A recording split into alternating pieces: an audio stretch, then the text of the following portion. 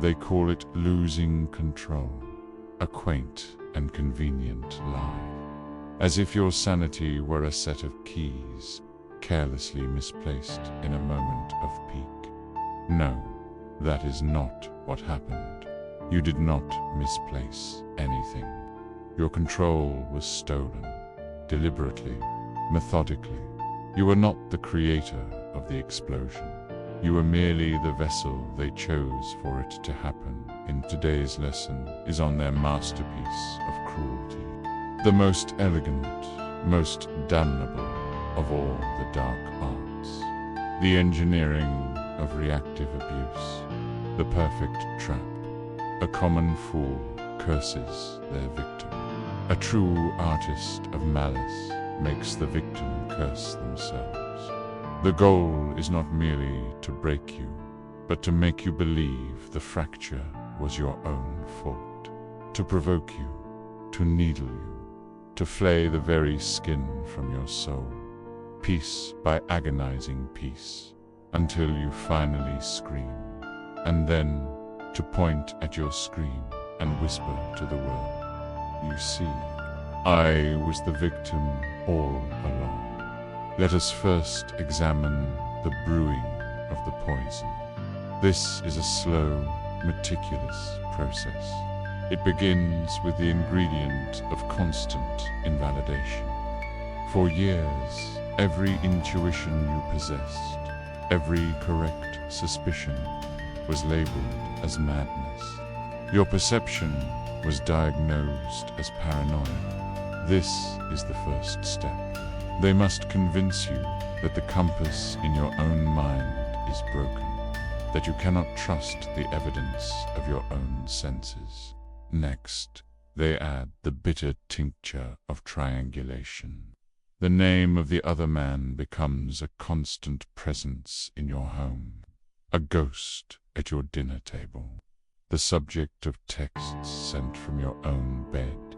It is a relentless, low-grade torture, a reminder that you are not enough, that you are in a constant, silent competition for the loyalty that should have been yours by right. Then comes the chilling element of calculated indifference.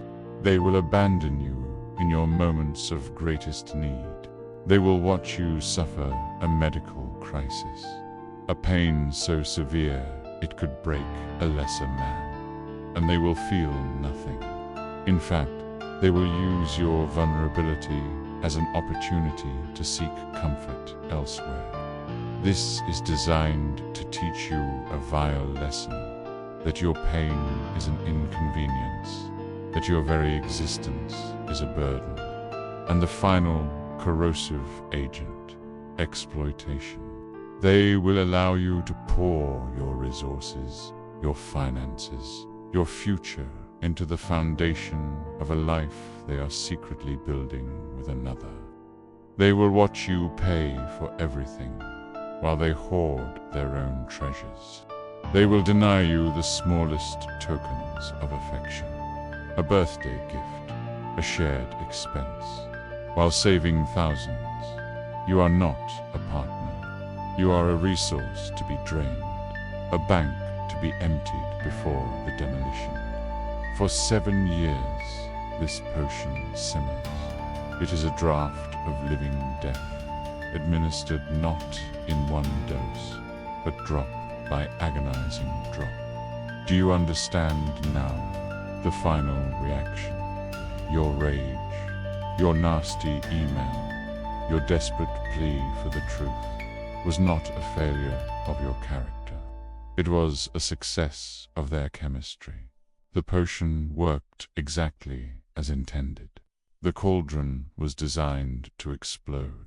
And in that moment of detonation, that glorious, predictable, and utterly human moment, the trap springs. This is the reversal, the genius of their wickedness.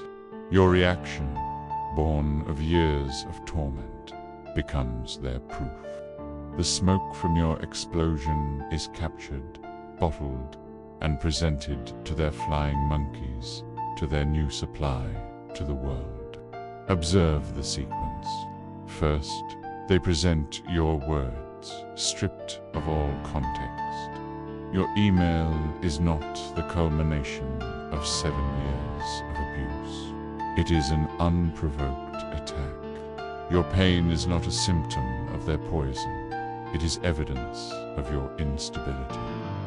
Next, they rally their enablers. The complicit family who knew of the infidelity, who witnessed the lies, now feign shock and horror.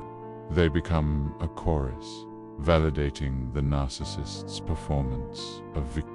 They will send you photographs of their unified contempt, a gallery of grotesques celebrating your isolation. Then, the final, cowardly blow. They will use the very systems of society against you. They will take your reaction, the one they so carefully engineered, and threaten you with legal consequences. Harassment, the law, you see, is a blunt instrument. It does not understand the nuance of a soul stretched to its breaking point. It sees only the scream, not the 7 years of silence that preceded it. So, you are left in the rubble, branded the abuser, isolated, misunderstood, gazing at the ruins of your life, with their fingerprints all over the detonator. This is their victory.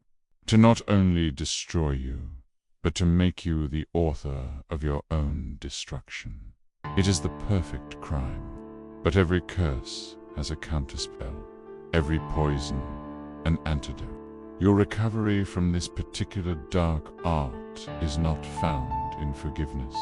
It is found in cold, brutal, and unflinching clarity.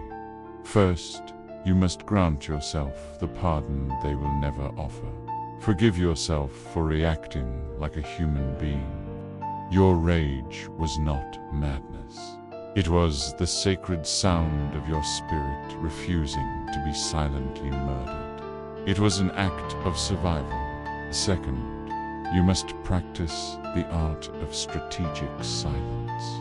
After the explosion, you give them nothing more. No more explanations, no more pleas, no more evidence for their twisted narrative. Your silence now becomes a void they cannot fill, a mirror that reflects their own monstrosity back at them. It will infuriate them more than any curse you could ever cast. Third, you rely on your unbreakable ledger, the facts, the timelines, the receipts. Their magic relies on the fog of he said, she said. Your defense is the cold, hard, documented truth. It is the light that vaporizes their shadows. And finally, you live, you rebuild. You take the ashes from their fire, and you forge a life of such peace and success that their entire narrative becomes a pathetic joke. Your indifference is the final killing blow. It is the one outcome they never prepared for. A victim who refuses to remain a victim becomes a ghost that haunts their hollow victory for the rest of their days. They wanted to forge you into a weapon they could use against yourself. Instead, you have been forged into a weapon for the truth. Let them play their pathetic games with their new fool. You have graduated from their dark arts. The trap is now behind you, and you, you will never be caught again. Third, you rely on your unbreakable ledger, the facts, the timelines, the receipts. Their magic relies on the fog of he said, she said. Your defense is the cold, hard, documented truth. It is the light that vaporizes their shadows. And finally, you live, you rebuild. You take the ashes from their fire, and you forge a life of such peace and success that their entire narrative becomes a pathetic joke. Your indifference is the final, killing blow. It is the one outcome they never prepared for. A victim who refuses to remain a victim becomes a ghost that haunts their hollow victory for the rest of their days. They wanted to forge you into a weapon they could use against yourself. Instead, you have been forged into a weapon for the truth. Let them play their pathetic games with their new fool. You have graduated from their dark arts.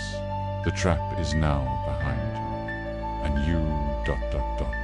You will never be caught again. Lesson is over.